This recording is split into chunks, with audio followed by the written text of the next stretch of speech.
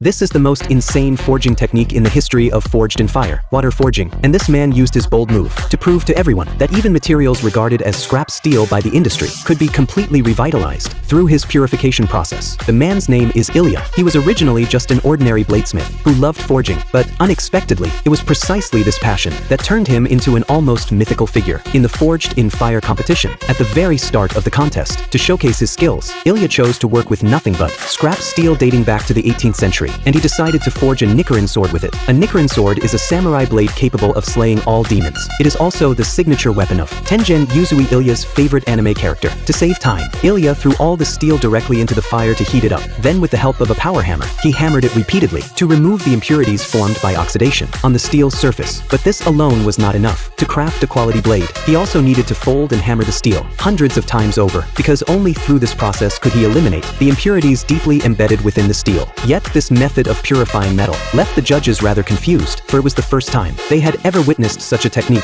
As it turned out a long time ago, Ilya had spent a year in China, learning to make Miao Dao, a traditional Chinese longsword, and this purification method was exactly what he picked up during that time. What stunned the judges even more was that, during the subsequent forging process, he actually poured water directly onto the steel billet. Every bladesmith knows that the biggest enemy in forging is excessively low temperatures, but what they didn't know was that this was another skill he had learned from the East. The purpose of water forging is to imbue the blade with the necessary hardness and sharpness, while also creating unique blade patterns. Finally, after hammering the steel billet to the desired consistency, he began to shape it to create the perfect Nichiren sword. He first placed the steel billet into a U-shaped groove and hammered it into a U form. Then he placed carbon steel in the middle and struck it hard once again. However, both the angle and force of each hammer strike required extreme precision. An ordinary person could never master the essence of this technique without at least a year of dedicated practice. But for Ilya, who had been forging swords since childhood, it was a piece of cake. At long last, through Ilya's painstaking efforts, the Nichiren sword gradually took shape, but to make the blade truly flawless, he still needed to manually adjust some extremely fine details. Once the blade was nearing perfection,